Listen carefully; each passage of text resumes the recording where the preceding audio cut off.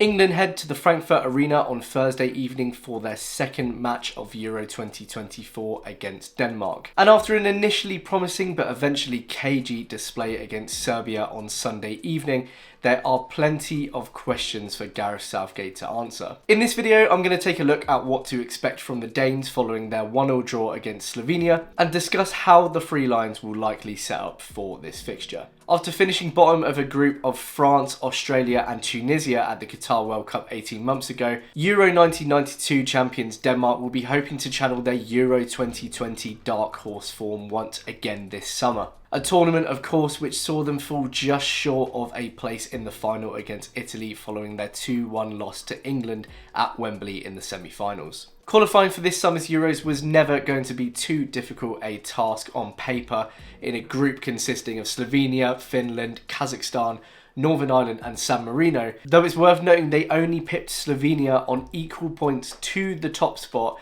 based on their head-to-head record, winning the second leg 2-1. How poetic then that a team that went toe-to-toe with Denmark on the journey here would not only end up joining them in the Group C draw, but would also be their first fixture of Euro 2024, and would continue to be a thorn in their side with an eventual 1-1 draw on Sunday afternoon. Talisman Christian Eriksen, 3 years on from his collapse against Finland in this very tournament, was unsurprisingly their goal scorer, finding the bottom left corner after a cute flick on from Jonas Wind. At 32 years and 123 days old, that made Eriksen the oldest Dane to score at a Euros. He dictated Denmark's play throughout the match too, and if one record wasn't enough for him, his 7 chances created from set pieces was the most by a player since Gary McAllister in 1992 for Scotland versus Germany. Denmark switched between a 4-3-3 and a 3-5-2 throughout qualifying, with the manager opting for the latter in his match against Slovenia on Sunday. But their leaky defence, which kept just 2 clean sheets in 10 qualifiers despite topping that table,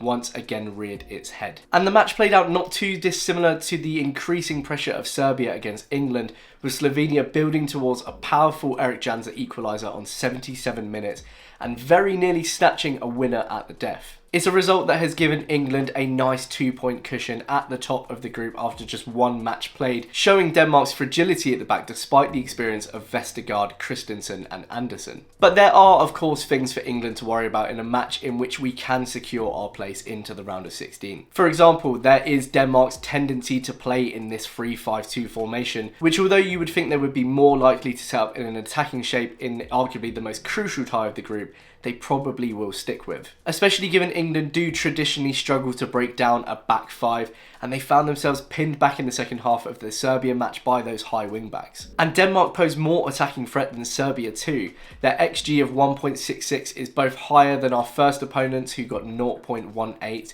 and England themselves with 0.52. And they possess technically gifted players both in midfield and attack. That takes us on to our ones to watch. 4th highest all-time goal scorer for Denmark, Christian Eriksen, is an obvious choice, and reducing him to the bare minimum will be key to cutting off their attacking supply. 21-year-old Manchester United forward Hollian scored 16 goals and 2 assists in his first turbulent season at Old Trafford, and topped Denmark's goal-scoring chart in qualification with 7. 37-year-old Kasper Schmeichel, now plying his trade in Belgium's top league with Anderlecht, can always give his team a fighting chance despite being at the tail end of his career, while Spurs defensive midfielder Pierre-Emile Højbjerg boasts plenty of experience in England's top flight. Now on paper, with the quality that Denmark have over Serbia and Slovakia, this should be England's toughest fixture of the group. They aren't at the level that they were at Euro 2020, but they are certainly no strangers to tournament football, and they will be bringing their game to England too,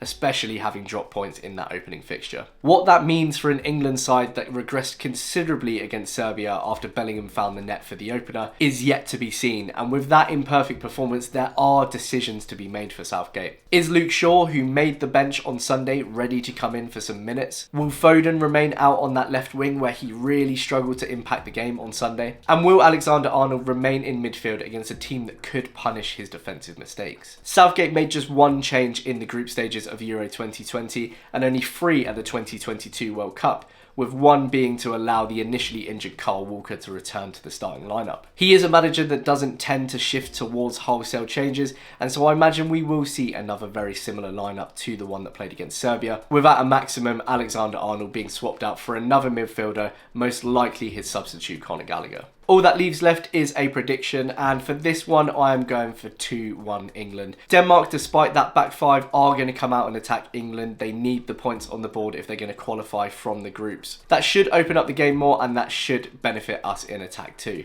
I don't think it's going to be plain sailing at all though, and I think we are in for another nervy watch after Serbia. Do let me know your own predictions and thoughts in the comments below, and if you've enjoyed this preview video, then please do hit like and subscribe. It really helps me to grow the channel. Thanks again, and I'll see you next time for my Denmark match reaction. Cheers!